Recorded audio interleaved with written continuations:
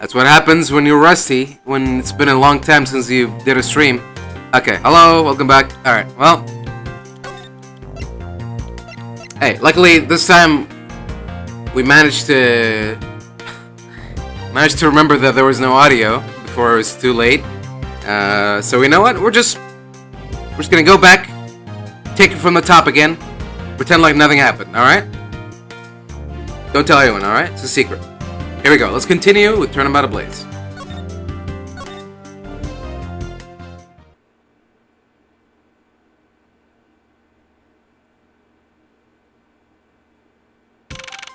March 14th, 9:21 p.m. Open air stage. I've left the Demacia 2 investigation to Francesca and returned to Babel. I suppose my first order of business should be to look into Babel's statue. Miss Edgeworth! So, Kay, what's the situation? Oh, it's great! Investigating is so much fun. In other words, they've made absolutely no progress. We weren't going off, honest, sir. We've been investigating our hearts out. Very well then, would you care to give me an update on your investigation? Oh, we've had a real fun time, sir. I knew it. Zero progress. In any case, Detective Gumshoe? Yes, sir? You have permission to enter the Alabastian Embassy, is that correct? Yep. As a local detective, I'm helping out with investigations on both sides, sir. Good. In that case, I can leave these pieces of evidence with you. They belong to the lady under the Pink Princess's mask. Pink Princess? What kind of lady was playing her, sir? The kind that was also playing the role of the Pink Badger yesterday. Oh! Understood, sir. If I happen to run into her, I'll give them back to her. And if I don't, then I guess I'll load them somewhere. Doesn't seem all that enthused to go find her, but I can't blame him. Lost their value. Now then, I don't believe I'll be needing this anymore either. What? Are you really going to throw that autograph away? Yes, because that Steel Samurai was a fake. Wait, what? What do you mean by fake? Now then, I believe it's time for a little housekeeping. Alright. Cool.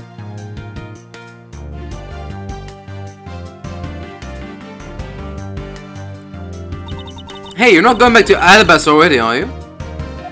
No, not yet. I'll still need to gather a bit more information first. It would appear that the stage is also scheduled to be renovated. You know, I would love to perform on a stage like this. Something like the Greatest Great Thief Show. I should think it would be a bad idea for a thief to show their face to the world.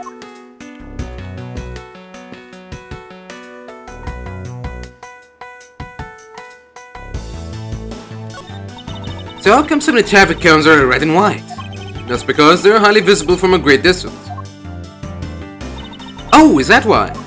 So then the reason you wear that wine suit is for visibility's sake? Please don't compare me to a ragged plastic traffic cone. Hold on. They keep putting these invisible walls behind me. There's a sign here warning passers-by to take precautions around this renovation site. They're really going all out, eh? There's construction going on everywhere. I believe Ambassador Poleno said it was to attract more tourists and visitors. What can they do with the new stuff they're building? Hey, what do you think they should do, Miss Edgeworth? How about transforming it into a courthouse? Hey, be serious. But I was being serious.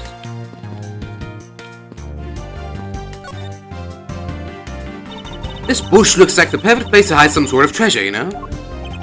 Ah, but there is no treasure inside those things. Oh, too bad. But we do have a lot of treasures back in Babel. Sounds great. I'll be sure to pay you guys a visit sometime for a 5-finger discount. Sure, we welcome you anytime.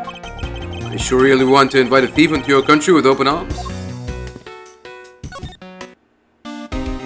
Oh, Mr. Edgewood! You look like you're enjoying yourself, Detective. Well, I don't have much else that I enjoy as much as a good investigation, sir. So, what did you find out? Well...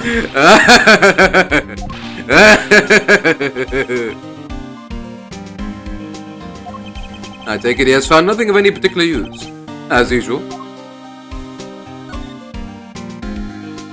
Well, it's the thought that counts, right?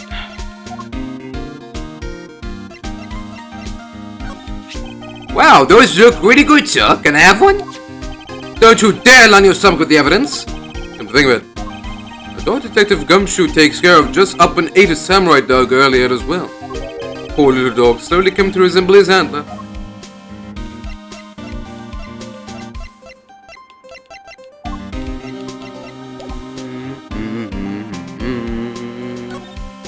Hey, Miss Edgewood, I have something really interesting from Ambassador Poleno. Oh, and what is this something interesting? This, sir! Wow, that's so pretty! I'm so jealous. That's a real treasure there. What is the flame burn green, Detective? So apparently, if you burn the special white crystal oil that they make only in Babel, it burns this green color, sir. Interesting. So it's a special property of the oil. I suppose this is a ploy to force people to visit Babel should the oil run out. Hey, Gummy, what about these silhouettes? They stuck some cutouts on the outside of the lantern so we to project the images. Oh, silhouettes, eh? They are rather pretty, aren't they?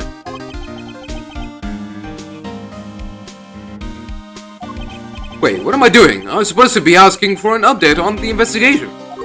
Hey, what's wrong, sir? There's something I want you to investigate for me. You think you can do that much? You got it, sir. Hey, that's not fair. Why is Gummy getting to do all the fun stuff? Ah, well, that's because I'm Mr. Edgeworth's partner. I can't believe you took advantage of the confusion and stole my role as assistant. I expect the two of you to get along and work together like professionals on this.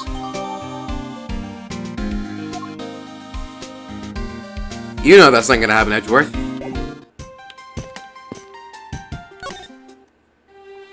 Ah, so you're back now, are you, Mr. Edgeworth? You must be tired. Here, with these, you can eat whatever you like. And these are all? Discount tickets for our cafeteria. They open tomorrow at 10 in the morning. I appreciate the concern, however, these coupons do nothing for me right now. Oh, isn't that about our great embassy? How do you like our pamphlets? I feel indifferent about them, to be honest. I'm just using this as evidence. Oh, that's too bad. In that case, I guess we'll just have to try harder to make more charming ones. I just had a flash of inspiration! We should make all of our pamphlets into coupon books. His expectations for what a coupon can do is just a tad hyperinflated. Oh, is that a prosecutor's badge? It has a very cool design. Aha! I know! We should start selling items like this as souvenirs in Babel. The tourists will absolutely go nuts over them. Please don't compare a proud symbol of my profession to a cheap souvenir.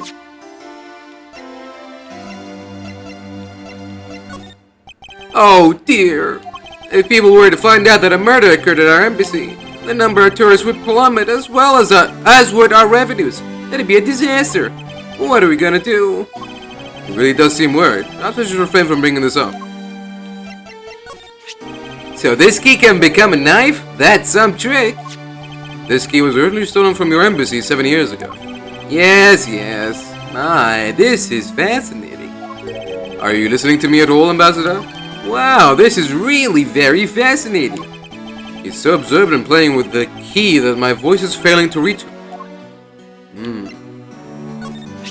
Ambassador Plano, if you could please take a look at this for me. The primitive statue sitting in Alabas right now actually belongs to Babel. So it would appear. I received a call from Miss Van Karma about this earlier. Then you will understand why I wish to inspect Babel's primitive statue immediately. Because the statue currently in your country's possession. Yes, well, I've already inspected it myself. And it is definitely Alabas statue. I know because it's the real statue.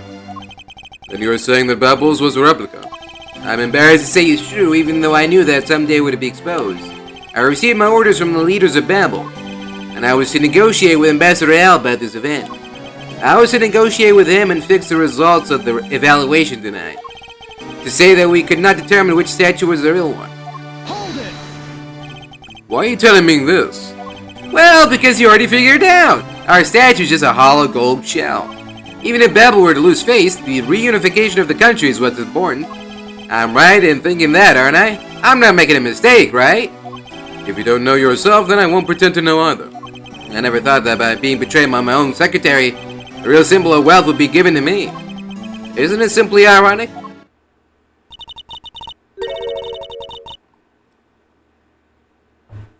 Oh, why am I back here? Hey, where are you going? I'm heading back to Alabas. Yes, but before I do, I suppose I should give you a summary of what's happened. Oh, I see. So there's been a murder in both countries using an object from the other country. That's the gist of it. Babel is just as strict as Alabas in their inspection of the people and things that enter their country. Meaning that somehow both murder weapons were smuggled into the two countries. That's the only logical conclusion that can be drawn. Perhaps the key to the weapon smuggling is the person who traversed both countries. You mean the fake Yatagarasu? In one way or another, the Yatagarasu is connected. Of this, I'm sure. Now then, where was the Yatagarasu first spotted? I believe it was the Rose Garden on the Alabasian side of the embassy. The garden is just on the other side of this boundary. It's where Ambassador Alba was to give a speech tonight. At least, that's where I heard the Yatagarasu had appeared. In that case, I believe it's vital that I investigate the Rose Garden post-haste. Wait, before you go, take a look at this, Miss Edgeworth. What is it? My guess is that it's a guitar pick. I picked it up just now over there. Do you think it'll be of any use? There is a little water on it, but how did the water get on it? Doesn't look like there's anything it could get wet from around here. I was thinking, they have concerts here at this open air stage from time to time, right?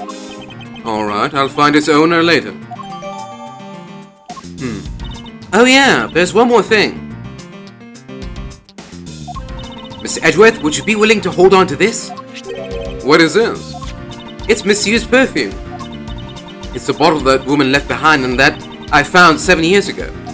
I thought that one day it'd be of some use in tracking her down. So I kept it safe all this time. Thank you. I'd be honored to hold on to it for you. You don't think that she would still be using it? Even now?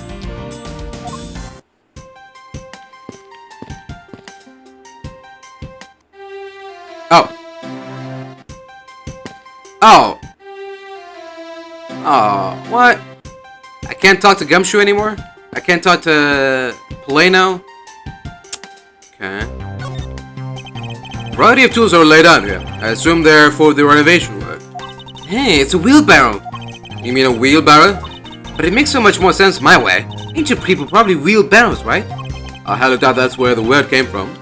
Just let me have one for once, okay? No. A ladder. Actually, that's a step ladder. They're the exact same thing. No way! From their structure up, they're totally different. But of course, from a thief's perspective, the best kind of ladder is the rope ladder. A step ladder is much too heavy to carry around after all.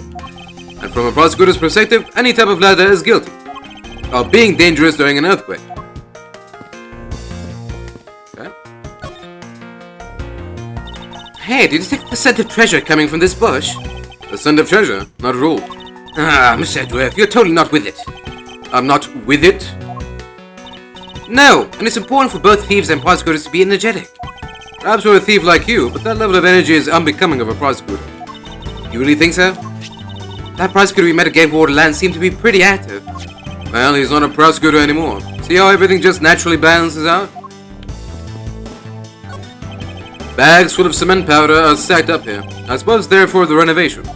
Yeah, because I don't smell a drop of gold here or any other treasure for that matter. Okay, the only scent you should detect in a place like this is the smell of sweat. Smell of sweat? That's Gummy's coat, isn't it? I think you might be mistaken. Besides, that was a bit rude, wasn't it? Was not. I was trying to say that Gummy is a really hard worker. The fact that you took my sentence completely the wrong way makes you rude. Me rude? Perish the thought. Me no rude. It would appear that the stage is also scheduled to be renovated. Okay. Alright, well. Off to Albas, I guess. It's the national flag of Babel, and it features the country's butterfly crest. Using a butterfly as a national symbol makes Babel just seem so cute. It goes along perfectly with Ambassador Palena's smiling face. What about the flower of Albas? Well, by the looks of Ambassador Alba, it almost seems like the poor flower needs to be watered. I suppose an ambassador is the face of a country, but Kay is being too literal about it.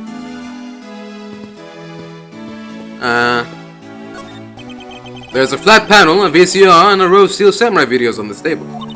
Aren't they worried that if they leave the tapes out on the table like that, Yatagarasu will make off with them? I honestly doubt that Yatagarasu would want his Steel Samurai videotapes. But that's where you're wrong. The fake Yatagarasu might not want to steal them. But you never know with the real Yatagarasu. Please stop eyeing the tapes with that look of warmth in your eyes, Kay. We saw the show just beyond these doors, but it's been quite a number of hours now. Miss Edgeworth, have I ever told you that you talk like an old fogey? I was merely reminiscing. Is that such a crime?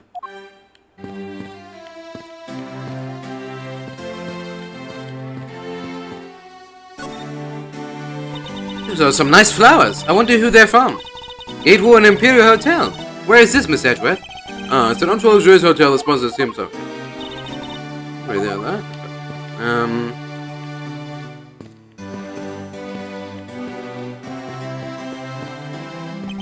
I think I'll be returning to the investigation in Albas now, but... I know. I'll go back to Babel and do some more investigating there. Alright. March 14th, 9:58 p.m., Rose Garden.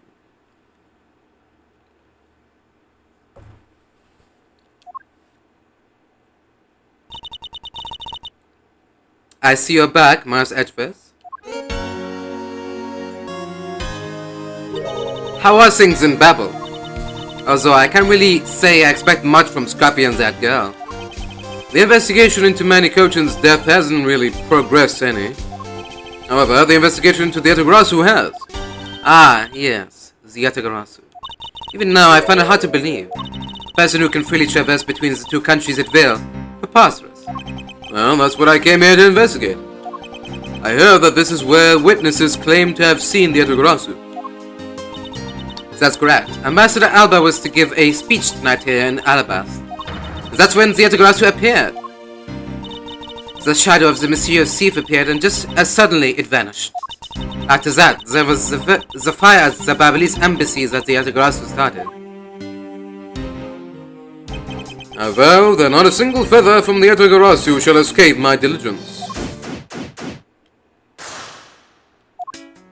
Let us begin.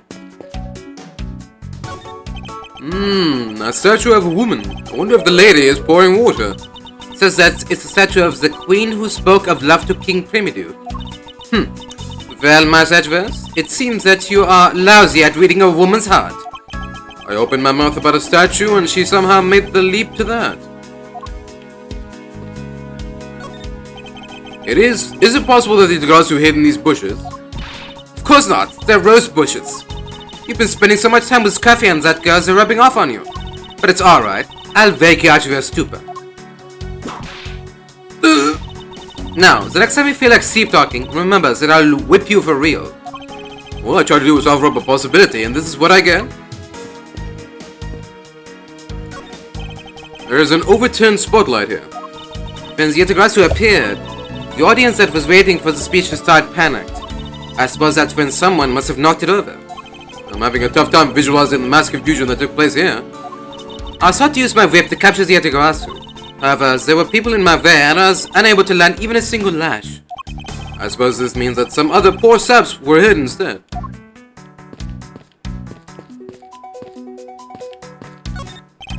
There are roses scattered on the surface of the water, creating a pleasant fragrance. It's not just for aesthetics, this pool's water is also used in putting out fires.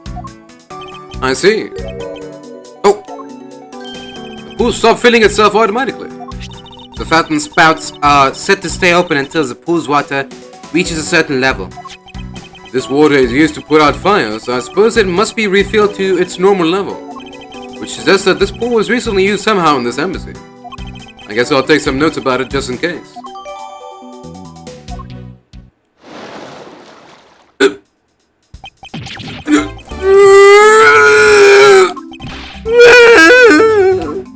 How dare you surprise me like that? I'm sorry. Oh, hey, Edgy. Thanks for what you did back there. Your gratitude alone is enough. More importantly, Larry, this pool is not for your personal enjoyment.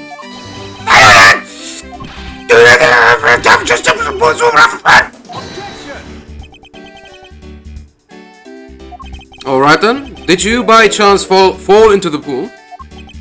Nice guess, but no dice. So you know my son, right, Edgy? Your son? I guess I kinda lost sight of him when I shook hands with the ambassador. And I'm pretty sure he was around here when I last saw him! You imbecile! How can you be so flippant at a time like this? What are you going to do if your son fell into the pool? And how old is this child of yours anyway? How old is he again? Hold it! Larry, this is the first I've heard of a son. Who exactly is the mother? The mother? Oh, that chick! The pink princess! The pink princess? Hold it! Miss Von Karma. I was a bit confused about this man's words for a bit there. However, I believe what he is looking for is the doll of the Iron Infant. Yup, because I'm the Steel Samurai through and through, heart and soul. And the Iron Infant is my cute little son. You have given a whole new meaning to the phrase, an astounding fool. Larry, we have not seen hide nor hair of the Iron Infant. But rest assured that if we should find him, we'll let you know. Now get out of there. Sounds good. In that case, I'll go search over there. Hey, wait! Well, it's not as if he'll get very far swimming around in that pool. And though he's unrelated to the murders, he sure knows how to cause a lot of trouble. I wonder if there is like an underwater tunnel pipe system thing that connects to other locations, other pools, in other gardens. Maybe.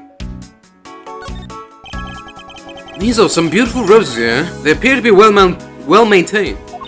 You're being too nice, Master Edvest. The arrangement is devoid of any design sense. Roses only truly shine when they are grouped by color, one color per location. They lose their beauty when they're all mixed together like this. I can't tell if she's being sarcastic or not. On second thought, there is a rather serious look on her face. I'd better leave it be. They should really rethink the proper balance of those roses. All the people to comment on the proper balance of things. So Francesca is pro-segregation. I guess that makes sense. The statue bears a resemblance to the Primidu statue. The plaque says King Primidu on the battlefield. In order to save the queen, King Primidu put his life on the line and went to war. So Primidu was actually a person of royal blood. I thought he was simply someone imitating a character from an ancient legend. Well, what surprised me is that a real person who looked like the Steel Samurai existed. I suppose there is that too. I suppose Ambassador Alba sat in the chair. Ambassador Alba is very elderly. The chair was prepared for him should he have gotten tired during a speech. In that case, why didn't he plan to make his speech sitting down in the first place? The ambassador is also quite prideful, that's fine. Sounds like my old principal from grade school, who would speak at assemblies.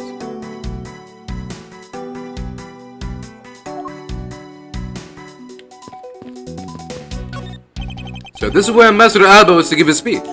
The stage was set up nicely, however. Where was the audience supposed to sit? Perhaps they were supposed to sit around the edge of the pool. That's such poor planning if there was no place other than a spot or two by the pool. They really should have made seating arrangements, like how the gallery is set up in court. Indeed, you can sense that consideration for the viewers was taken with those. So in the end, the speaker and his audience were to stand the whole time, huh? Yes, although I expect the audience would have liked to sit down after a while. Maybe they drained the pool and put chairs inside the pool.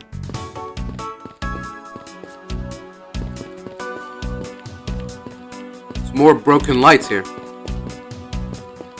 Okay. Oh, is that it?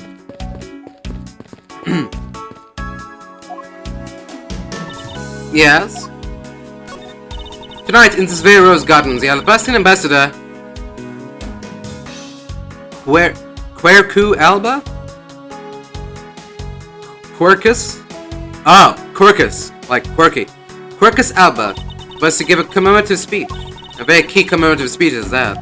And including Agent Lang's script detail was very tight. But, as if to mock her efforts, Yatagarasu appears. Then, just like this, he vanishes and starts a fire at the Babyliss embassy. Interesting. And are you sure it was Yatagarasu who appeared here? Of course. But to have slipped by such tight security, and then disappear into thin air, we would need to conduct a very thorough investigation of this area. Yes, my thoughts exactly. In order to find out the truth behind what happened here, I should start by gathering as much information as I can.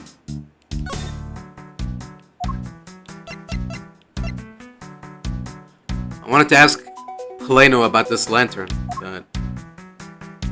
oh well. Miss Von Karma, what do you think of this piece of evidence? Yes, yeah, so nicely. Okay.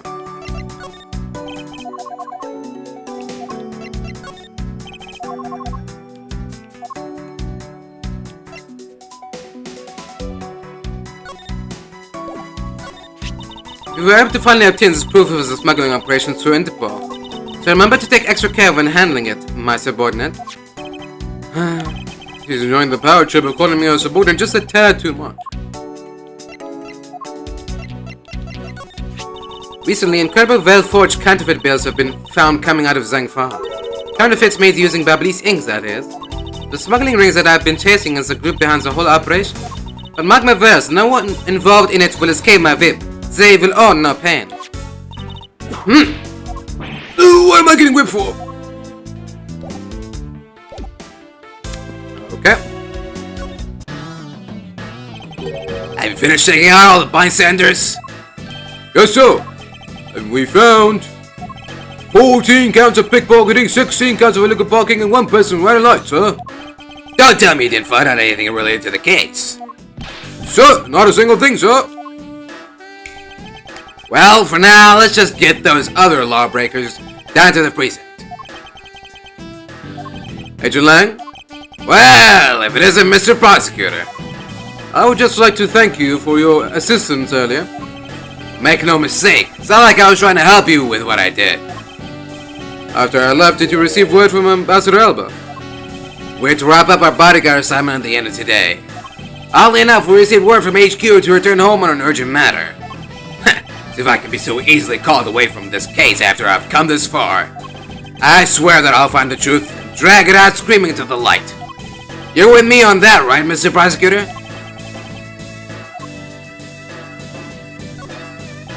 You were working as Ambassador Alba's bodyguard at the time. So naturally, you witnessed when Yatagarasu appeared, correct? Yeah, I saw the thief alright, with my own 2 eyes. The Yatagarasu was always there, lurking in the shadows. When the spotlights were turned on for Ambassador Alba's speech, a shadow appeared.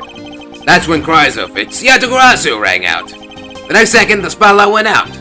By the time we got the area lit again, the deaf thief had vanished. When we investigated afterwards, we found that the reason the lights went out was because someone had unplugged the extension plug for all the outdoor electronics. Whether it was someone doing it on purpose, simply a guest who had tripped over it, we don't know. One thing is for certain. Yatagarasu was here. So you're saying that basically all you saw was the thief's silhouette? Yes. Objection! If all you saw was a shadow, then it's entirely possible that the shadow belonged to someone else. Huh, good thinking, sis. You just might be right. If it weren't for the fact that there was no one else with that same shape. Not among the staff or the audience members. My men have already done a thorough check of everyone, so I know I'm right. Someone else's shadow.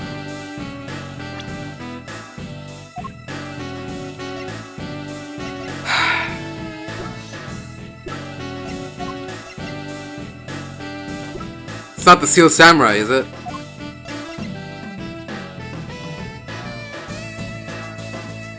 I swear to God, if it's Larry in his Steel Samurai costume running around, getting mistaken for the Yatagarasu. Sounds like a plausible hypothesis. The suddenly appearing and disappearing shadow of the Yatagarasu. I believe I've figured out its true origin. I expected no less from my subordinate. Let's hear what you know on the subject. What really caused the shadow of the Yatagarasu?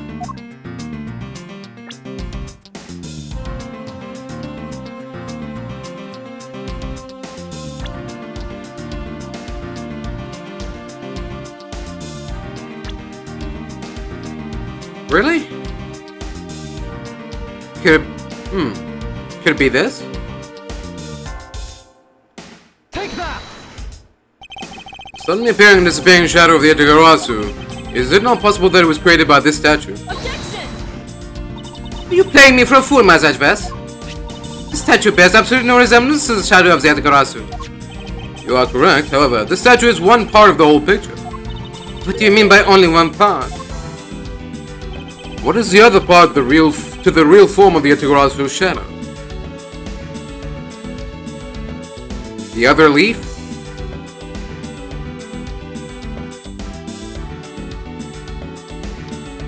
Take that! Francisca, if you could take a look at this, don't you find it to be a bit suspicious? Not at all. As I thought. For you see, I was merely testing you just now. We have no time to waste on your pompous talk, so get on with your explanation already. I guess Francisca just couldn't understand my point. I need to think this through again. Now, the Yatagarasu shadow. There really is only one thing that can explain how it was cast, and it must be this.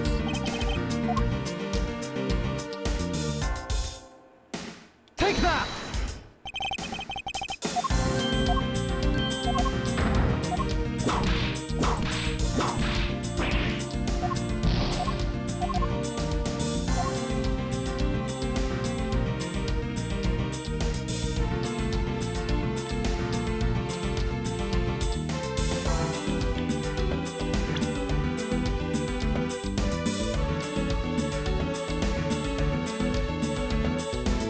Take that! It's another statue. Yatagarasu shadow is made from the shadows of these two statues. Okay, I guess if the two spotlights were like that and they both were pointing at the same direction, yes? Sure, whatever. Makes just about as much sense as anything else. Mate, what do you mean by that? Right now, the spotlights are all over the place. This is because they were moved when the guests were in a panicked state. However, if we were to restore the lights to where they were when the thief appeared, you believe that the two shadows would create the Yatagarasu? Yatagarasu shadow? Precisely. Now then, watch as I reveal the true form of the Yatagarasu. First, we set up a spotlight to cast the shadow of King Primidu and the battlefield. The shadow of the king's statue would appear on the backdrop of the scene. Likewise, if we set a light up on the queen who spoke of love to King Primidu, her silhouette would also appear on the backdrop to the stage. Aha, so if we were to combine the two shadows, it looks nothing like the Yatagarasu shadow. Massage West, how do you explain this Gore-Tex shape? Calm down, Francisco. The way the light needs to be shown on the queen's statue is wrong. What do you mean by that? I believe that the whole of the king's shadow needs to be used for this to work. However, in the case of the Queen, I don't believe her whole shadow is needed. Rather, the person who created the shadow only used one part of her shadow. Only vampire. Yes, and that one part alone is enough to fill in the rest of the Yatagarasu shadow. Why didn't you say that in the first place? You're right, I apologize. Now, what part of the Queen statue was used to complete the Yatagarasu shadow?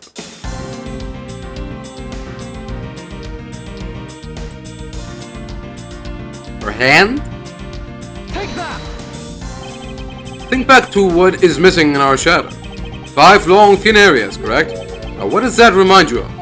Ah, that's right. It can only be the shadow of the Queen's left hand. Francesca, can we please adjust the spotlight's position so that it only shines on the Queen's left hand? Alright, let's give it a try and see what we get. It's... Yeah, this is exactly like the shadow I saw. The culprit must have changed the spotlight's positioning beforehand, and then pulled the plug after people saw what the culprit wanted them to see. In their panic, the guests must have moved the spotlights around, which we can assume was also part of the culprit's plan. By the time the lights came back on, the Yatagarasu shadow had vanished. Which means that the shadow was a construct from the very beginning. So you see, the Yatagarasu never did visit Al-Bastonite. The only country that thief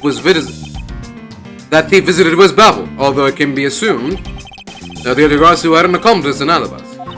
An accomplice? But who? I haven't figured that out yet, but I assume it was the person who set up the shadow show. I sense that the biggest clue yet to solve in this case is the existence of this accomplice.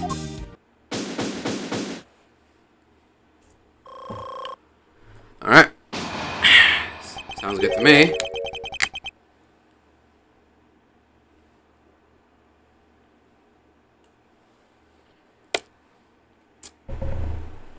Is it Ambassador Alba?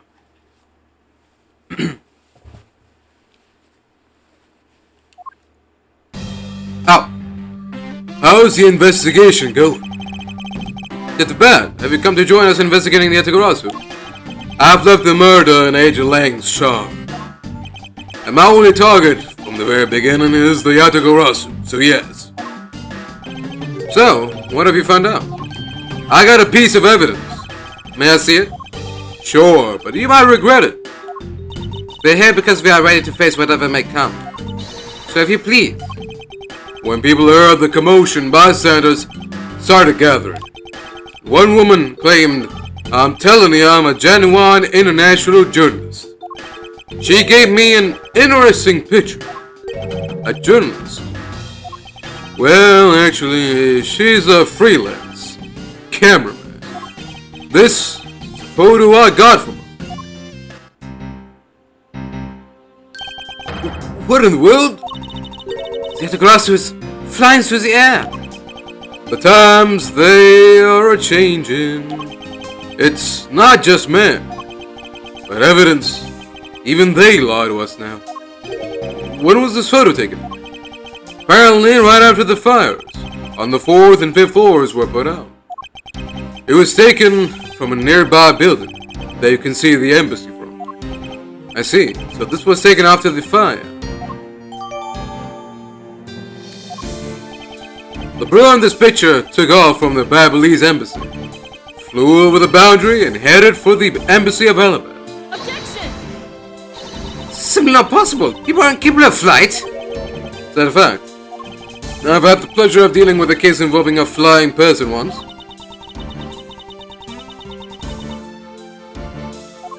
Actually, come to think of it, I've come across a case like that as well. 2, actually. Maybe it happens more often than we think. Am I up to the task of solving the mystery behind this photograph? Well, the Yatagarasu took off from the Babylonis embassy, so I should start from there. Francesca, I need to return to the Babel investigation for a bit. Alright.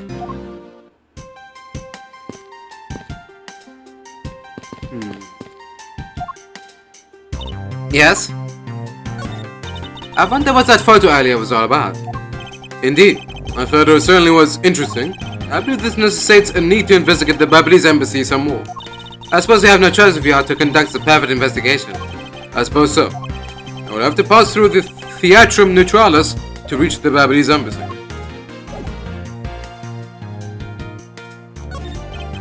So, the Yatagarasu was just a shadow. The calling cards that were sent is what threw everyone off and made them assume things. It's possible that all of the events tonight were part of the overall plan. I'm going to continue investigating the Alabastian side. You two, as I always say, don't do anything stupid, alright? I wonder if he's alright. It's unusual for him to be so nice. I think it's simply that he is concerned for our well-being, Francesca. Ha! What a farce! Turns out that what I thought with the Yatagarasu's shadow was some statues instead. It's nothing to be embarrassed about. Everyone was in a panic.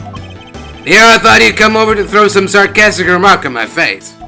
Of course not. You and I were both of one mind in pursuit of the truth. But are we really of one mind though? I'll be returning to the Babel investigation now. I'll contact you if I find anything.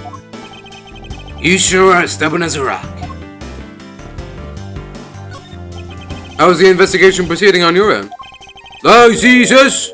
That's top secret. If you're going to attempt to imitate your superior, at least do it well. I don't suppose he believes in the accidental leakage of information.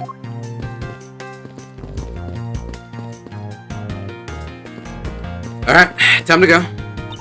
I'll continue investigating on this side of the building. Alright, I'm counting on you.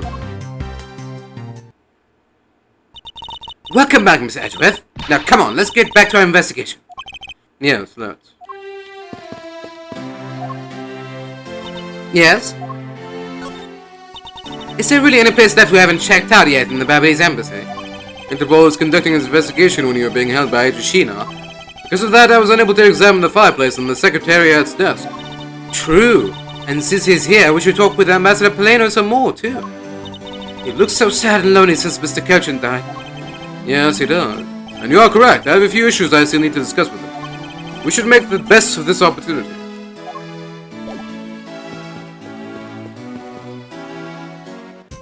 Let's go. No. Let's go. Okay. Just looking at these scaffolds makes me want to climb them. I recommend that you do not try. There was a fire burning here until not too long ago. Yeah, but I think enough time has passed, so it should be alright. Thief Child says if there is a height to be scaled, then scale it you must. Starting from Thief Child, would you care to explain what you just said?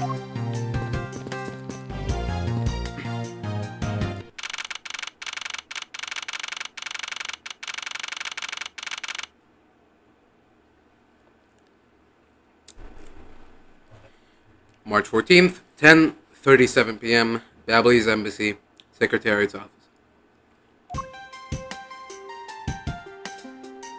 I think after all that running around, we're right back where we started. Would appear that way. Hi, Mr. Edgeworth. Have you found Manny's killer yet? I'm terribly sorry, Ambassador Paleta, but I've yet to find his killer. And I guess his murder really was the work of the Yatagarasu. Let's get one thing straight. It was the work of the fake Yatagarasu. The real Yatagarasu is a noble vigilante who is only out to steal the truth. Miss Verde, please don't make such a sad face. There isn't anything I can do for you. All you have to do is ask, alright? Mr. Paleta, actually, there's one thing you can do. Will you allow us to take another look around? We didn't have enough time to conduct a thorough investigation earlier. Oh, sure. Please feel free to investigate to your heart's content. Also, there are a few questions I'd like to ask you personally, Ambassador. If you will bring a smile back to Miss Verde's face, then I'll gladly answer anything. Thank you, Mr. Paleno. You're a total gentleman. You don't have to waste such nice words on me, little miss. Hey, Sir Paleno. Those two sure got chummy awfully quickly. You know, it's easy to say we're going to investigate, but where should we begin? We should probably start by comparing the state of the room before and after the fire. And then we should look into the matter of the suspicious person you spotted. Yeah, when I came to this room, that person was already gone. But I'm willing to bet that the person I was chasing is Mr. Cochin's killer. We don't know that yet, however, it's hard to believe that person is unrelated. Furthermore, because the key that Yatagarasu stole 7 years ago was found here, it signals that perhaps Miss Yu is also somehow involved. I knew it! That woman was almost definitely Mr. Cochin's killer. Yet again, we don't know that. There are too many mysteries to be solved here. Speaking of the Yatagarasu and mysteries, I received the most mysterious photo from Detective Bad. Uncle Bad? He's taking part in the investigation too. Yes, he has been chasing after the Yatagarasu for all these years. Uncle Bat. Now then, I was told that this photo was taken just after the fire. What? This guy looks like the person in the lone courthouse chasing. Does it mean no chasing the fake Degrassi after all? I don't know the answer to your question, but I don't think people can fly either. This could be how that person escaped. Well, we'll need to investigate a bit more before we can say anything about that. In any case, let's not dawdle on anymore and pick up our investigation where we left off.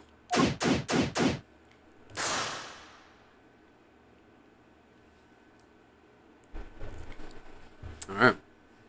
Here we go.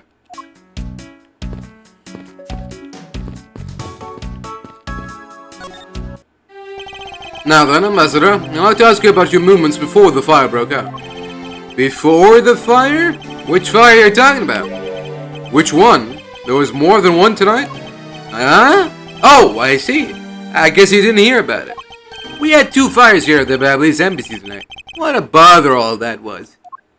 Wait, but the only fire we know about is the one after the Jammin' Ninja show. Well, the first occurred at the start of the Jammin' Ninja show. Luckily, only the 4th and 5th floors of our embassy caught on fire. Now, one of the cause of panic among the theatergoers, we decided to keep it internal. And the fire after the Jammin' Ninja show was the second one of the night. Exactly. So the fire I witnessed was the second one. Come to think of it, didn't Detective Baden make reference to the first fire? When was this photo taken? Apparently, right after the fires on the 4th and 5th floors were put out. I suppose this means that the photo was taken just after the first fire was put out. So then, what was the extent of the damage in the second fire? The second fire was contained to this floor, the 3rd floor. I think it was leftover embers from the fire on the floors above it that caused it. That's how should I put this? A very bad stroke of luck. My office on the 5th floor, Manny's office here, and Manny himself, all gone in the blink of an eye. I feel so sorry for you, Mr. Plano. Oops, look at me going on and on. Now then, what was it you wanted to ask again? We were discussing what your actions and whereabouts for today were. And if you happen to know what Mr. Kojin's actions and whereabouts were as well. Yes, very well. Let's see. I've been quite busy all day from morning until now. First I woke up and then I brushed my teeth. After that I had a roll for breakfast. Fascinating. How about if you just skip to the relevant parts for me? Oh, you'd like a condensed version. Alright, I can do that for you.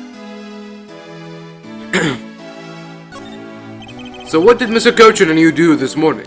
Well, originally we were supposed to meet and shake hands with the Jammin' Ninja. Manny and I wanted to turn into a photo op, so we were here tidying up his office. You helped clean Mr. Kojin's office. Why were you not cleaning your own? Oh, I think I forgot to mention this, but my office is currently undergoing renovations. Which is why both the primitive statue and the Babyliss knife set are down here. I see. Oh, but the tidying didn't take much, really. We just burned some files we no longer needed and expired coupons in the fireplace. I bet cleaning up the fireplace must have been a real pain though, huh? About that. I kinda forgot to clean the ashes out. I guess I'm up a creek without Manny here to get angry at me. Hold it! An ambassador like yourself has been on the receiving end of his secretary's anger. Oh, he was very good at being mad. Why, even just this morning he got mad at me. I spilled some Babyliss ink onto the back wall when I was burning the files, you see. And he got mad at me, saying that I should treat the ink with more respect. Talk about the boss getting bossed around. That's about it for what we did this morning. Just some cleaning. Don't tell me you had no other work to do. Being an ambassador and all. Now then, if you could tell me what you and Mr. Kojin did this afternoon. Well, Manny and I went down together to the Theatrum Naturalis. We had to be there for the start of the Steel Samurai stage show. After the show started, I went back to my office on the 5th floor alone. So they were together until the start of the Steel Samurai show. A little while later, after I had straightened up myself a bit, I returned to the theater, because I was to take part in the photo op on stage at the end of the show. There was a commemorative photo op at the end. It was a fantastic photo of the three of us, Ambassador Alba, the Steel Samurai, and myself. After the photo shoot, I went back to my office on the 5th floor to prepare for my handshake photo op with the Jammin' Ninja. He seems to be rather overworked for an ambassador. When I got to my office, that's when the first fire broke out and I escaped down the stairs. My office was completely destroyed, but thankfully, no one was hurt. I admit I ran away from the first fire as fast as my legs could carry me. But during the second one, I pitched in and helped the embassy staff put it out. So we didn't see Mr. Koshin again after the start of the Steel Samurai show. Yes, that's right. The next time I saw him, he was lying there in an eternal sleep. I see. Ambassador Plano, I thank you very much for your help. I'm sorry I couldn't be of more assistance, Mr. Edgeworth. If there is anything else, please don't hesitate to ask, alright?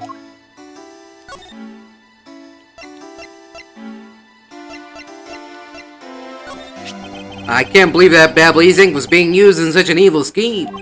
And if people were to find out, that would really tarnish the global image of Babble. Ah, this is really bad. Really, really bad. Oh, Babble's in a bind now. Sigh. Is it just me, or do his words not match his facial expression?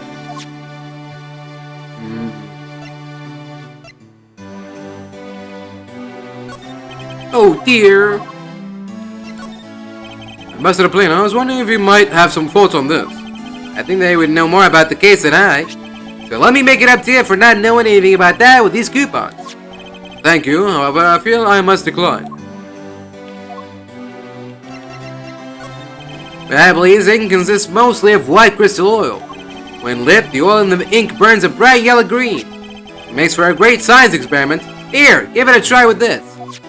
Yes, well, I understand your enthusiasm, but the amount you gave me earlier is enough. I see. That's too bad. In that case, why don't you have a few more of these coupons? I've got plenty. Plenty of those too. Where is he conjuring these from?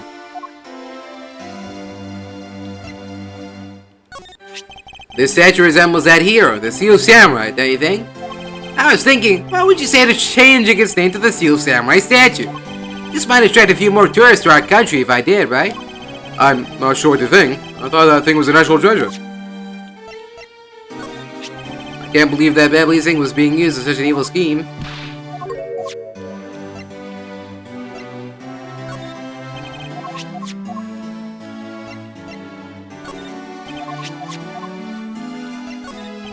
Babbly's ink is... oh.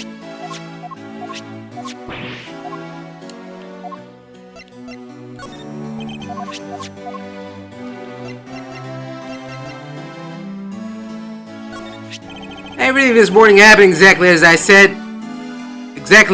it did in my statement. Manny and I want to do a photo shoot with the Jammin' Ninja, so we tied his office. That's about it. I can't think of anything else of interest. This guy is to be believed, and ambassador's jobs consist of only wasting time.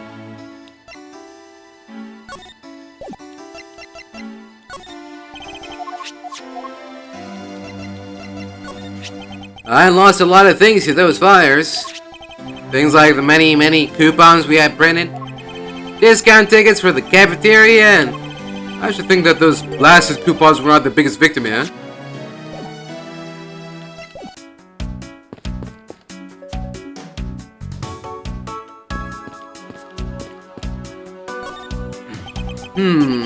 Grandfather clock. This one resembles the one in Alabasta. Oh, that clock has been with us since back when we were still Cadopia. There's one big clock. Hey, does this one have a bed that pops out like a cuckoo clock? I'm sorry, but no. Oh, but I'm sure you'll love its chime. Really? It's going to be 11 soon, so maybe I'll get to hear it then. Isn't that time already? Time sure flies by when I'm involved in an investigation. Oh, it's not that late. That's only just begun. Okay, it's not good for you to stay up late, you know. Yes, Gramps.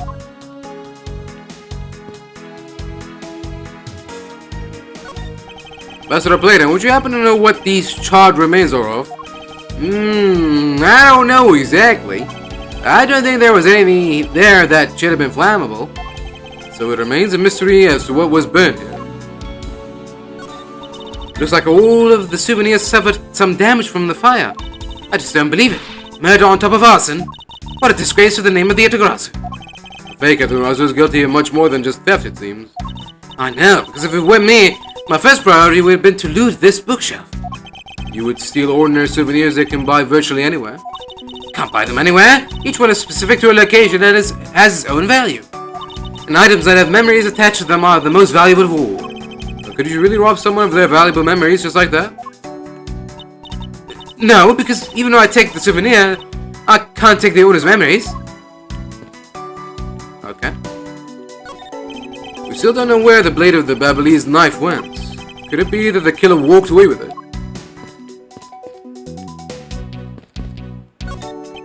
Natural symbol of Babel is drawn here. There's nothing especially strange about it. It's just me who did the butterfly again in antenna since we last saw it. Even if it did, would it really have any bearing on our case, Kay? It's the charred remains of a fallen ceiling fan. Oh, I've seen a few of these before. They spin around and around and play music. I believe you're thinking of a musical mobile for babies. Yes, that's it. But they're nothing alike. They're totally alike. They spin those babies right around like a record. I see. I guess I can see how you might think that. So this is a real primitive statue. This is really valuable, right? That's what they say. Hold it! Hey, you're not seriously considering the theft of this statue, are you? No way, Miss Edgeworth. I wasn't thinking about anything like that. I was just calculating in my head how much the statue is worth. That sounds mighty suspicious to me.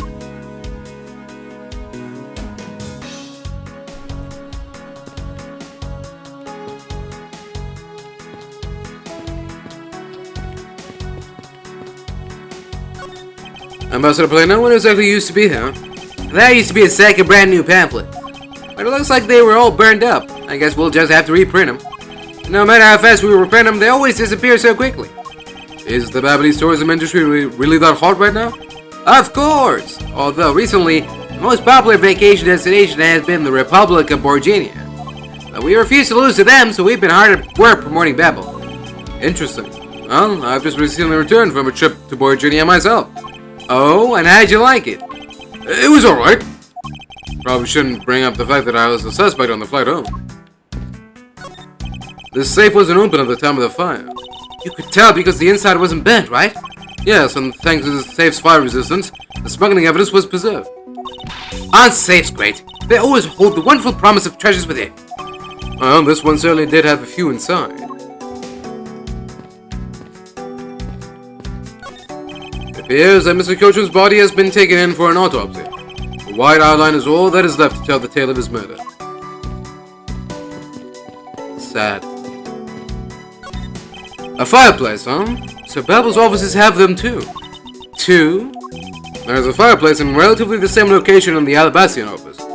However, we found something there that I'd rather not recall ever again. I still can't believe that we found that lady's undershirt in the fireplace. Was that traumatizing? Why don't you try creating new memories with this fireplace? You could climb inside and we could play hide and seek. And come out covered in soot? I think not. Ah, you really have no sense of fun, Miss Edgeworth. You can see the Alabastian embassy through this window. So where were you when you were investigating over there, Miss Edgeworth? You can see it from here. I was there on the 5th floor. That's where Dimas II was killed. What? You don't mean the Master Dimas II? Oh, poor guy. As a fellow second-generation thief, I can't just turn a blind eye to this. Even though Dimas II was merely an imposter of the original. It appears that this area was heavily damaged by the fire. Yeah, I guess we should hurry up and get started examining everything. I won't rest until I've inspected every suspicious-looking nook and cranny. That looks like a very comfortable chair. Well, it doesn't look all that broken, so why don't you try sitting in it? No, I better not. It's very important that we preserve the crime scene at all times. Wait, but you're always touching all sorts of things at the crime scenes. That's because I am a prosecutor, and it's a part of my job to examine things. My job is to be a great thief. Which is exactly why you're not allowed to touch anything.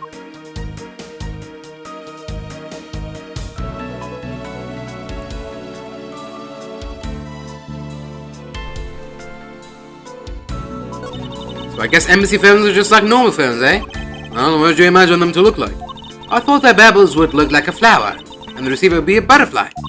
That way, it would look like the butterfly receiver was sucking nectar from the flower base. Any country had a flower phone, it would be Alabaster, don't you think? Oh, then maybe the photo I envisioned would have been from when they were Kidopia. There's really no point in asking me about something that never existed in the first place. You know what you lack, Mr. Edgeworth? Curiosity and an imagination. Okay. There's only one book left standing here. Treasures of the World. Wait, what? Let me see that. I see. Ah! The most important part was blackened by the fire. Why, cruel fate? Why? Looks like the map of where the treasures are located has been burnt. Shame. There's a bottle of Baby's ink on Mr. Cochin's desk. Looks like there's still a lot of ink left inside. Seal is unbroken, so the fire probably couldn't get into the bottle to burn up the ink. Hey, Mr. Polino, looks like your precious Baby's ink is alright after all. What? That's odd? Hold it! Ambassador, what do you mean by that? Well, it's just that there's something strange about the ink. Would you mind elaborating on that statement for me, please?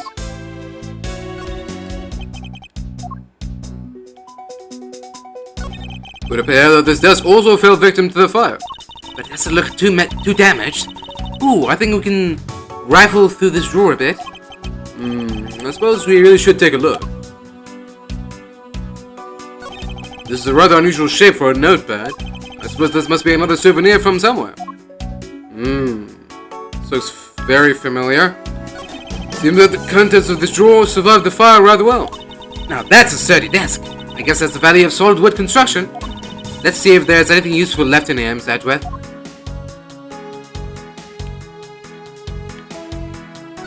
Manny Koju. His name is written here on this nameplate.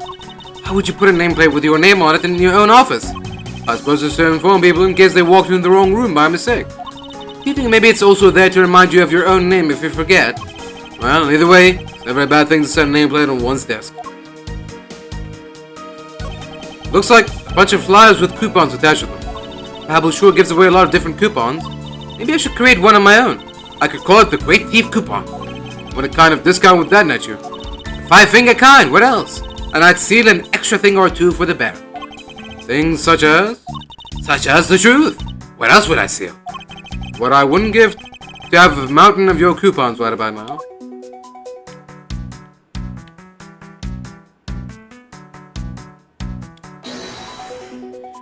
Is this spot somehow connected to any of the evidence I hold?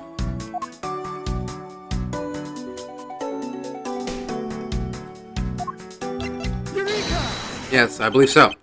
The shape of this notepad matches the shape of this note we found. Hey, you're right. What is it? Looks like something straight out of Mount Monument Valley. Ah, yes, that notepad is a souvenir from somewhere in your country. We've been collecting them for the purpose of studying them, you see. Yes, I do. You do seem to be quite passionate about it. Oh, would you like to see my souvenir collection? I'd love to show it to you. Are you sure they haven't been burnt to a crisp by the fires? Ambassador Polino, I wonder if you might recognize the handwriting on this note. This looks like Manny's handwriting. I see. In that case... Oh, did you figure out something? This note was found in Alabasta. Specifically, it was found being firmly grasped by the murdered Demas II. Demas II? Then this note... Yes, it was a request from Mr. Cochin for Demas II to steal the Primitive statue. What? Manny tried to steal Alabasta's Primitive statue? We would know for sure if we could run a handwriting analysis. Ambassador, do you have any documents that were handwritten by Mr. Cochin? Yes, I can gather a few and give them to you. I'll have to ask Detective Gumshoe later to run the analysis. I can't believe that Manny would even think of doing something like that. Do you have any idea as to why he would have requested the theft of the statue?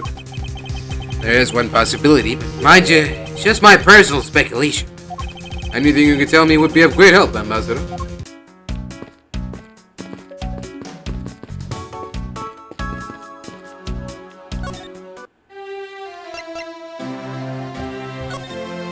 I wonder if you might tell me what you noticed about Mr. Cochin's bottle of ink. I just thought of it right now, but during the second fire, Manny was worried about his office, so he came rushing back to it. I called out to him, and when I received no reply, I used my spare key to open the door. When I did, I was greeted by roaring green flames. Flames were so big that I wasn't able to see into the room at all. Hold it! Fire was green. What was the cause? Well, white crystal oil burns green when it's lit, as you can see by this lantern. And Babyliss ink is made from the same oil, which means it would also burn green. You know, I too had thought it was Manny's ink that had caught on fire. That's why I was surprised to find out there was still a bottle of ink left on his desk. The case of the perplexing green flames. Talk about a mystery. What exactly was it that caught on fire in here? I believe that you said you might have an idea as to why Mr. Cochin hired Dimas too. Actually, I fear it may be my fault. As I was telling you earlier, we were to determine which statue was the real one as a part of today's event. But because of the Yatagarasu and the fire here, that got cancelled, didn't it? I'm actually relieved the rest of the event has been cancelled.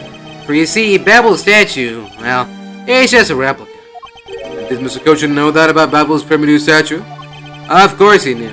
That's why he was the only person I could consult with. We'd have to do something once our statue was revealed as a replica. As to be expected, I was very nervous today, as this would impact our country's authority. Yes, I understand. Well, when I told Manny my concerns, he said, let me handle it. It'll be alright. I'll find a way to make sure you're the ambassador of the reunited Kidopia. At the time, I thought he was just trying to cheer me up. But when I saw that note, I realized he was serious. Hold it! Mr. Cochin conducted a lot of business behind your back. I assume he did all that to ensure that you are the next Kidopian ambassador. But why was he trying so hard, I wonder? He was so much better at getting things done than I ever was or ever will be. I don't have an answer yet as to why he was trying so hard. But I suspect he had an ulterior motive in mind beyond just simple kindness. Maybe Polano is descended from King Primitive's line. I don't know. Oh, here we are, Miss Edgeworth. Detective Gumshoe, have you collected the information that I requested? Yep, got it all right here, sir. Here you go, Kay. Feel free to take a look. It's for you, after all. What is all this, Gummy? It's all the information on this room that I got from the embassy and the boat people. Now we know exactly how this room was before and after the fire. Good work, Detective. Oh, there's nothing, sir. I'm an expert at getting people to talk. Wow, you two remind me so much of my father and Uncle Bad. What do you mean? As prosecutor and detective, your dynamic is just like theirs back in the day. Well, don't you worry. I'm going to find my own wonderful partner someday. When I do, I'm going to become a good Yatagarasu, just like my father, right? Hold it! Please don't ask me questions to which I have no answers to, Kay. However, I can say that it is truly a wonderful thing to find a partner you can trust. You bet. So what now, Miss Edgeworth? Well, I'd like to ask you for a favor. Yes? That gadget, Mr. Thief, is it? That thing you call your secret weapon. Oh, you mean Little Thief? You're coming to rely on it, aren't you? Hold it! I don't need a crutch like that. I'm only asking because I need it for the investigation. From the information Detective Gumshoe gathered and the ambassador's testimony, I'd like you to please recreate this room as it was during the third floor fire. You got it. All right, here we go. Dark skies of evening, when no other bird dares take wing, one alone remains all-seeing. Now, witness the true power of a real modern-day Robin Hood.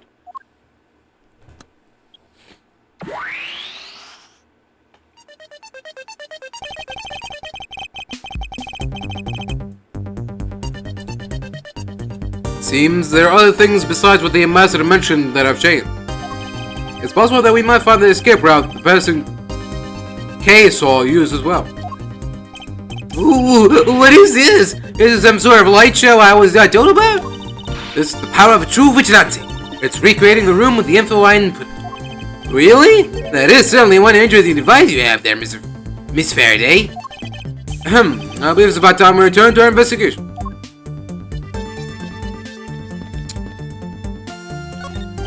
These must have been the large green flames Ambassador Polano saw. With flames like these, it's no wonder you couldn't get in. Okay, by the time you came into this room, had the fire already been put out? Yeah, the fire had died out or something by that time.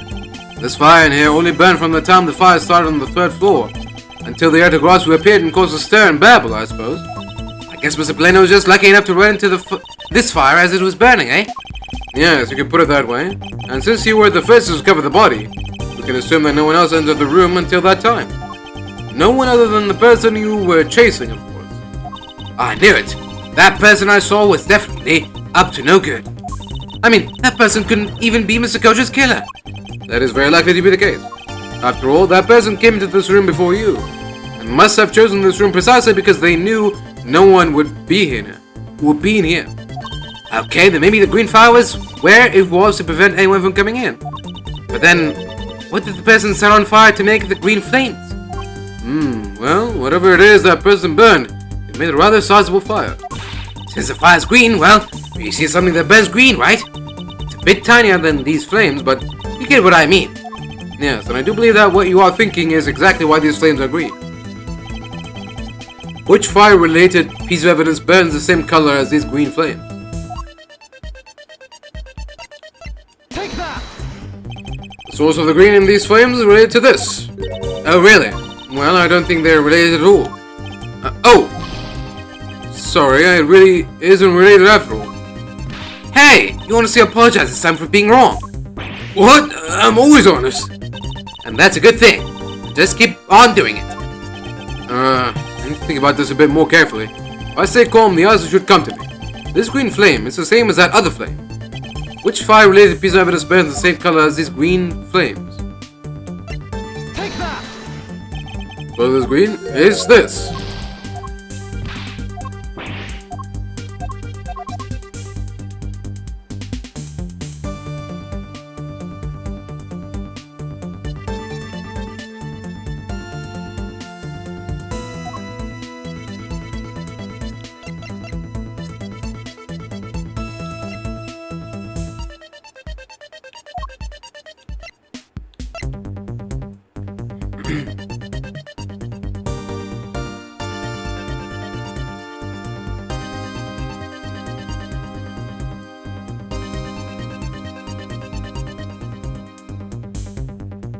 Take that!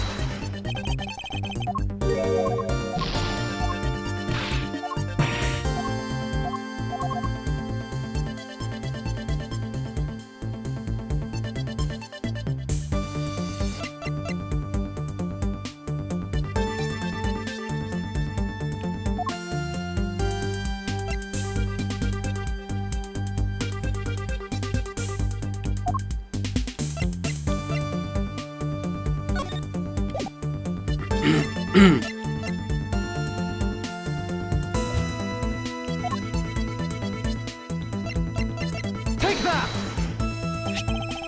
This silhouette lantern, its green flame comes from the white crystal ore it is burning. Yeah, that's the fire I was thinking of too. I love the green it gives off. I think we've now established that the green flames were caused by white crystal oil. Furthermore, we know that there's only one other thing made from white crystal oil. Oh, you mean that thing Mr. Polino was mistaken about, right? Yes, precisely. As we found out earlier in our investigation... what? I don't get it. Can you feel me, sir? Fine, I suppose. I'll explain it in a way that even you can understand. This is the thing made from white crystal oil that Ambassador Polino was mistaken about.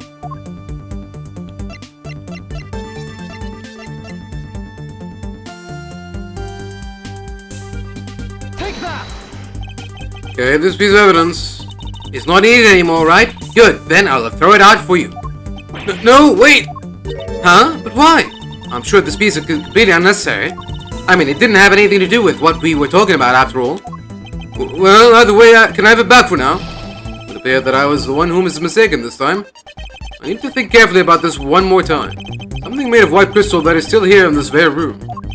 And that something is this. This is the thing made from white crystal oil that Ambassador Polino was mistaken about.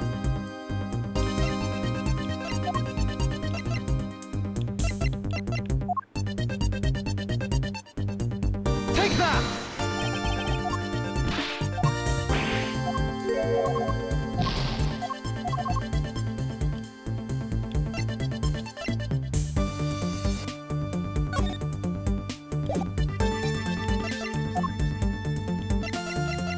Take that! Babyliss ink is made from white crystal oil. Oh, so it should burn the same color as the flames in the lantern, right? Yes, precisely. However, the green flames in this room were not from a bottle of Babyliss ink. Because we found the ink Mr. Kojin used on his desk, right?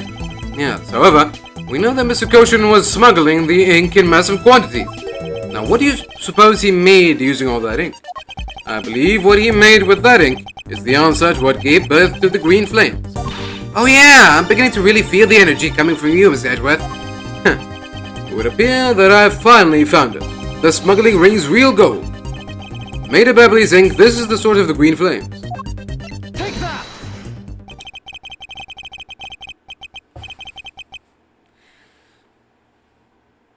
Thank you. Okay, so why couldn't I just present the fake money right away? No, don't know. Why couldn't I present the ink right away? Don't know. This game sometimes just,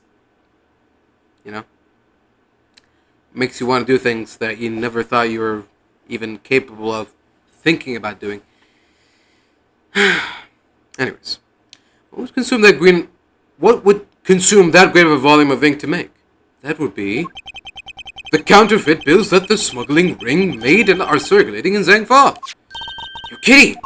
You're saying that it was Mr. Kojin who made the counterfeit bill? I am. I believe you could even go as far to say that he stole Babel's printing press. Ambassador, Mr. Kojin had permission to freely use the printing press, correct?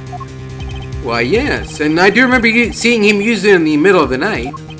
But never did I think he was using it for such a foul deed. Ambassador, because of your secretary's crimes, you will need to be investigated as well. Yes, I suppose so. We've caused a bit of trouble for a few countries, haven't we? It's my duty to search out all who shielded Mr. Koshin and conceal his crime. For they are the ones who started the fire in order to destroy the evidence. Cool. Alright. What's next? Looks like one of the Babylonis knives was already missing before the fire began. So it would seem. Especially since the other two knives' handles were burned away. The remaining handle was swapped out with the handle from the real med weapon. Babel's national treasure was stolen. Poor Babel, don't you think? I'm not sure I would lump the replica statue in with the rest of Babel's woes.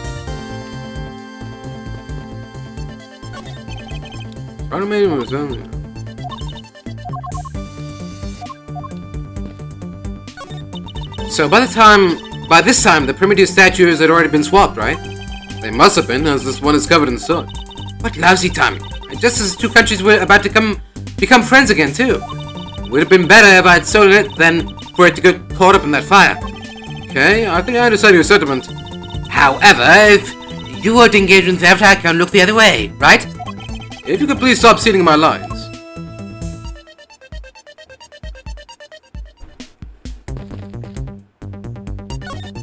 Looks like all of the souvenirs suffered some damage from the fire. I don't believe it. Murder on top of arson.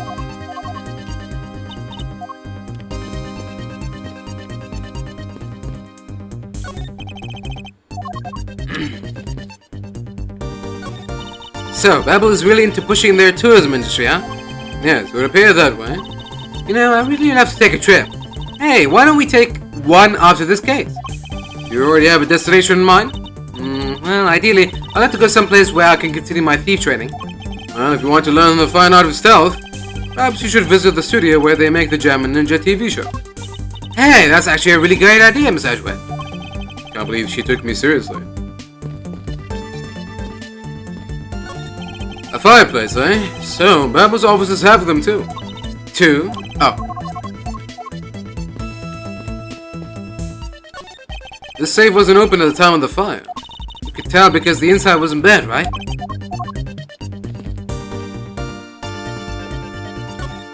That looks like a very comfortable chair. I better not.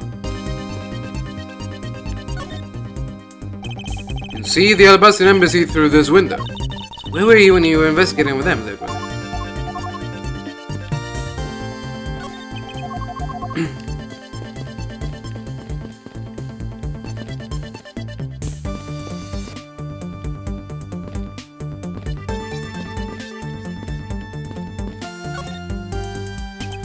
This grandfather clock was apparently in a different position before the fire.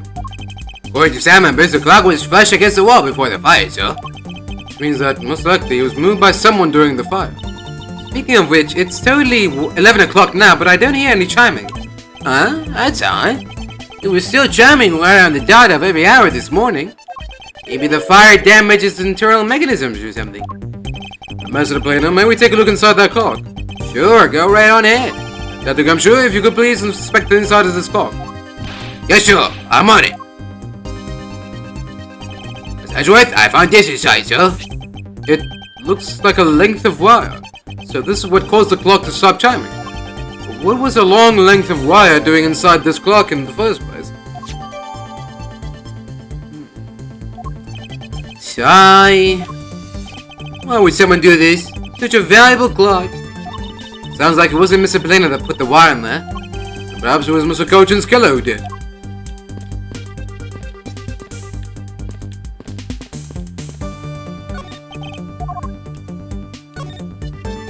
Detective, you took part in the initial Babel investigation, correct? Yep, sure did. I also helped put out both fires, sir. That first fire took me by surprise. I had a tough time escaping the 5th floor. First, I tried the elevator, but I guess someone else had the same idea because it was in use. If I had remembered to use the stairs at that point, I'd have been burnt to a crisp. Wait, that's odd.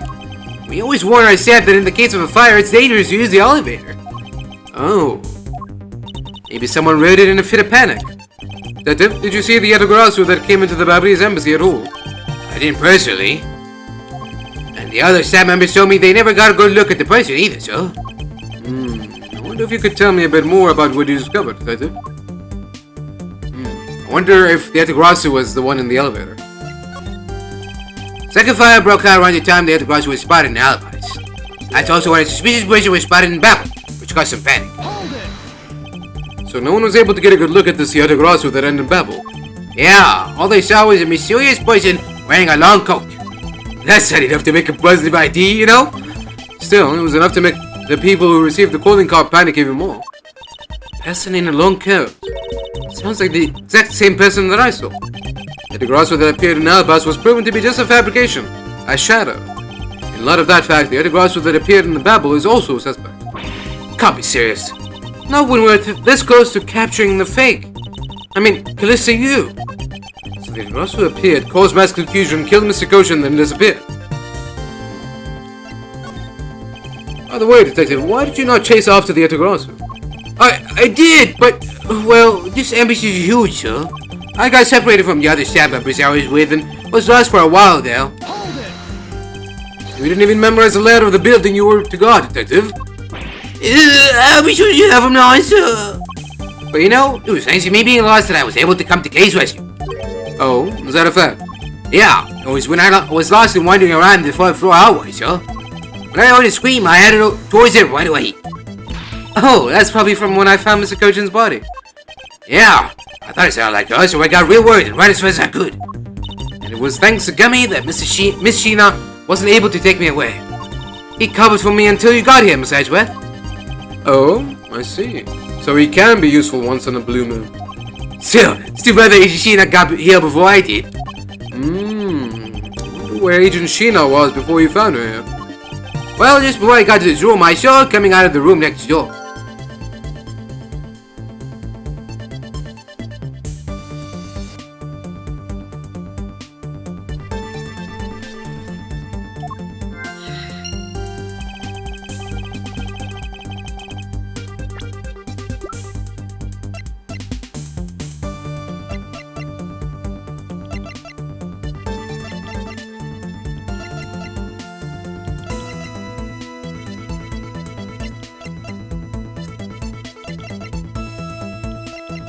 Same lips, same nose, same eyes, just different color.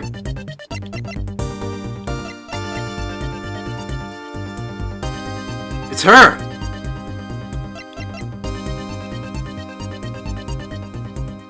Sheena is close to you.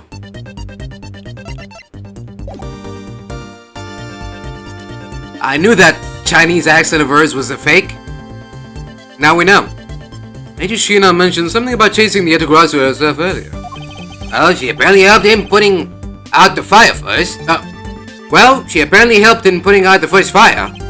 During the second fire, I heard she was busy chasing the Yatagarasu. She seems to be a very dedicated agent. You would do well to learn from her. Why are you pointing at me when you say that, sir? We examined everything in this office, but there is one thing that bothers me. Perhaps I should ask Ambassador Plano about it. Ambassador Plano, there is something I'd like to ask you about. Yes? About this office, it appears to me to be very similar to Ambassador Alba's office. For example, the location of the fireplace and the position of the grandfather clock. Ah, that's right. You've also paid a visit to the Albacian side of the embassy. Our two embassies actually used to be one. Yes, I know. Even the Perfect mentioned that. Which is why the building is bilaterally symmetrical. So no matter which room, the location of the fireplace and the like are exactly the same. Even where the art is located is the same, as my room is currently under renovation. We worked hard to make Manny's room look like the ambassador's office. I mean, for your handshake photo op with the Jama Ninja? Yeah, that's right. I mean, what's a photo like that? What's a photo like that worth if it's not taken in the ambassador's office, right? Yet another odd expression of Babel's obsessively competitive spirit with Alabas, I take it. Thank you, Ambassador. That piece of information is all I needed to connect the dots. Connect what dots? Well, anyway, glad I was able to be some help.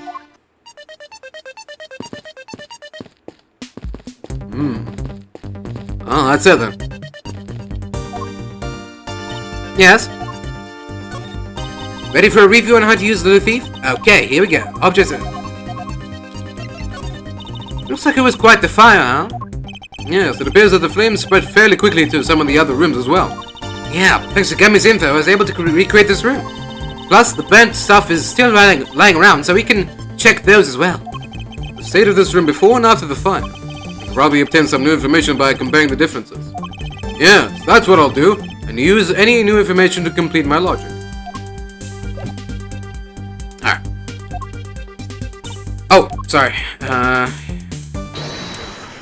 see what we can do here.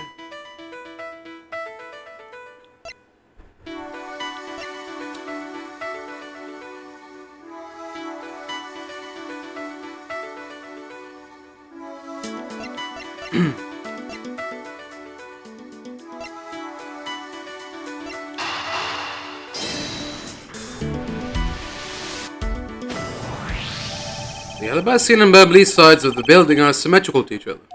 As we know that to be a fact, then this room's fireplace may also hide a secret passageway. A secret passageway? In Alabas, the fireplace turned out to have a revolving back wall. A revolving wall? Sounds like something out of a ninja house. Wow, there was a trick like that built into the fireplace, so? What? This embassy holds that kind of secret? There seems to be a lot about this room that you don't know about, Ambassador. I guess you just have to pay the bill for letting Manny do so much work for me. Please, I really want to know about the real Manny and what you know about this room. What are you waiting for, Miss Edgeworth? Let's get to the bottom of this. Agreed. My first thought is that it's likely the killer used a revolving fireplace. Looks like just another fireplace though, doesn't it? So how do you turn it again? Alabas, I had to push where the X was on the far wall of the fireplace. Oh, I see an X back there, sir. Let's see what happens when I push it. Hold it! Ah, you scared me, sir. There is something about this fireplace that lies in contradiction to the facts.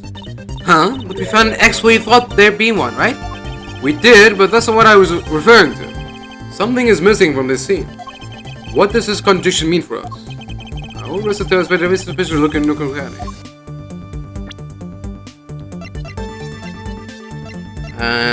What is missing? The ashes? The ashes, right? Yeah. He forgot to dump the ashes.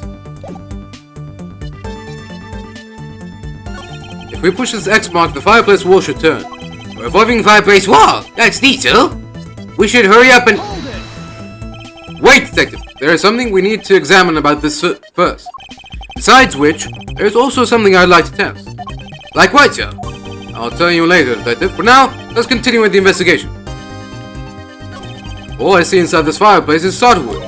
Huh? That's odd. Doesn't match up with what Mr. Polina said earlier. What is the meaning of this contradiction?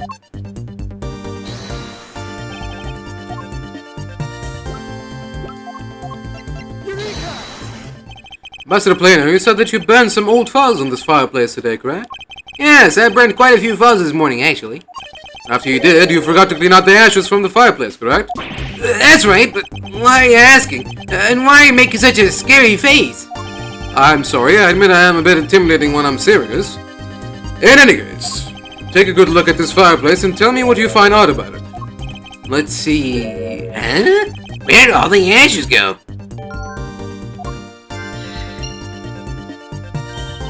What is the meaning of this, Miss Edgeworth? You don't really think that Ambassador Plano is lying, do you? No, there's no reason for him to lie. I don't believe his testimony is wrong either. It is the fireplace that is causing the contradiction.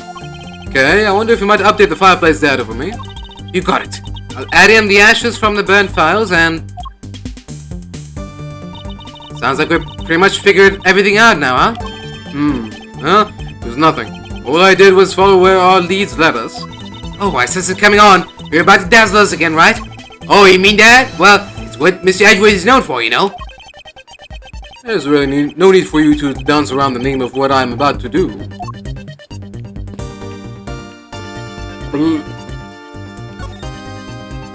I already checked this area. The ashes and master plane left here have disappeared. If we follow where this piece of information leads, we should begin to see the truth.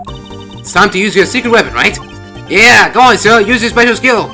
I'll ignore your strange phrasing for now, and focus on the information we have instead.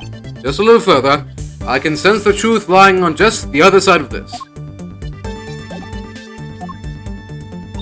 Oh. I did it again. Alright. Missing ashes. Where'd they go? Revolving fireplace. They should be on the other side. The reason as to why the ashes are missing is simple. It's not because someone cleaned them up, right? No, because even if someone did sweep them up, the fireplace is too clean for that. Ambassador Plano said that he spilled some Babley's ink while he was burning the files. And yet, there is not a trace of the spilled ink on the back wall anywhere. Well, then I don't know what happened. Well, I'll tell you what happened. The two sides were switched. By using the revolving fireplace wall, the ashes were moved into the neighboring room, which means that this is a clear indication that the fireplace was used. Then, you mean the person I was chasing disappeared from this room through there? Yes, I believe the person you were in pursuit of is Mr. Cochin's killer, and after committing the murder, escaped through the fireplace. Wow, Miss Edgeworth, you figured out the killer's escape route. I have, but this is only the beginning. Now we have to chase the killer down.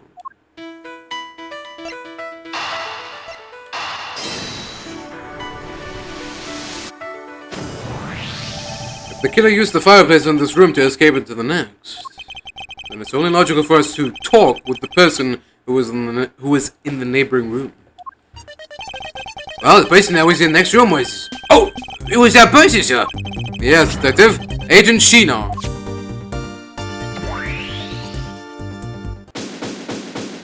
There we go.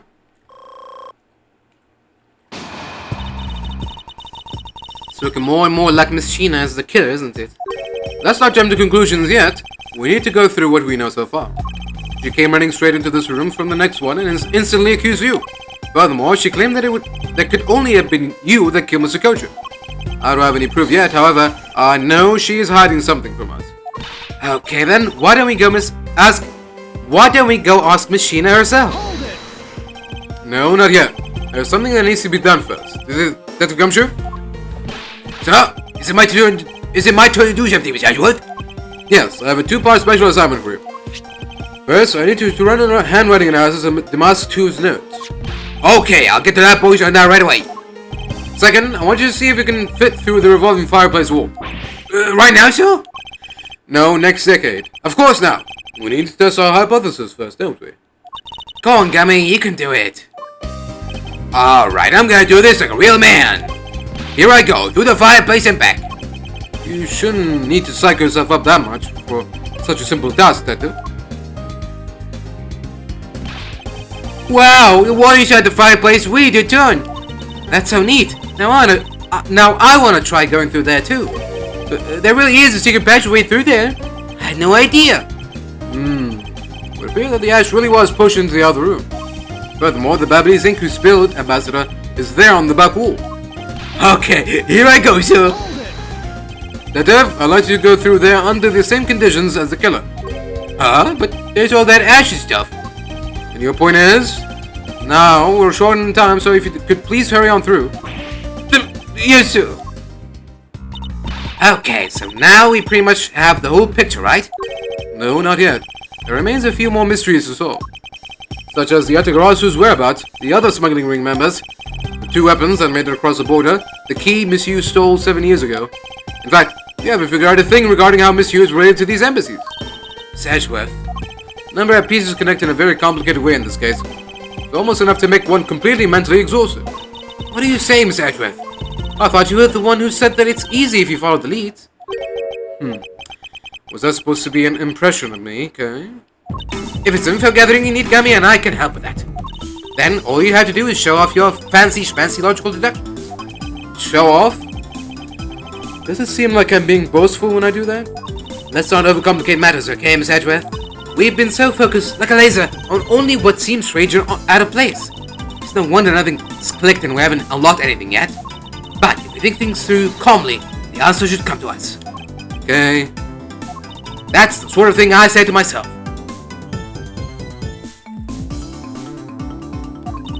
When I'm practicing how to unlock padlocks, you know? That is something that I hope practice doesn't make perfect for your sake. Haha. Yay! Looks like you're back to your straight-laced self again. Hey, Miss Edgeworth, I'm back, sir. Yes, I can see that. Good work, detective. Looks like you can see. Yeah, looks like you can use that fireplace like a door, sir. Are you alright, Gummy? I'm okay. It's just a bit of ash and dust, that's all. Your jacket has gotten quite filthy. I see the hem has practically turned black. Yeah, well, quite a bit of the unburned ink got on it, sir. I see. Thank you, detective. You did a fine job. I'll even pay the cleaning bill for the trench coat. What? Oh, no, sir, I could never. This is just my old coat, sir. If it was a coat I actually cared about, then I'd get it cleaned, but, you know. I see. Very well then, as you wish. So because Gummy was able to climb through the fireplace, we know it can be used, right? Yes, but then that's not all we learned. We actually learned one other important fact. And that is? I will have to explain it to you later. Right now, we need to deal with the handwriting analysis. Detective Gumshoe? Yes, sir. I'll be back before you know it. The handwriting analysis of Mr. Coach's handwriting will take a bit of time. Let us go and wait in the Theatrum Neutralis, along with Agent Lang and Agent Shino. To be continued.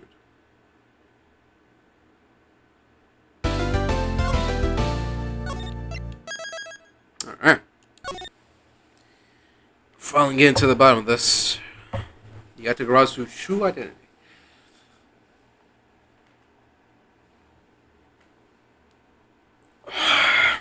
Alright, let's see. How long have we been going for?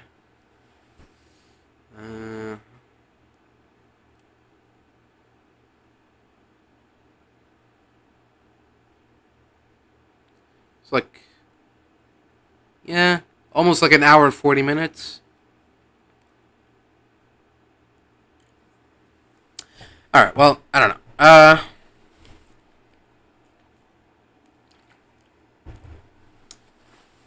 Right now, I'm just not feeling 100. Right now, I'm not feeling 100% right now. I'm stuttering, blathering, and I can barely keep my eyes open. Just a little sleepy, you know. So, yeah, I don't know if I can do another 100 minutes, you know, an hour 30, even an hour 30, even an hour, really. I don't know if I got that in me. So, yeah, it's going to be a short one today, but it is what it is. All right, well, that's it for today, folks. Thank you for watching, and see you soon.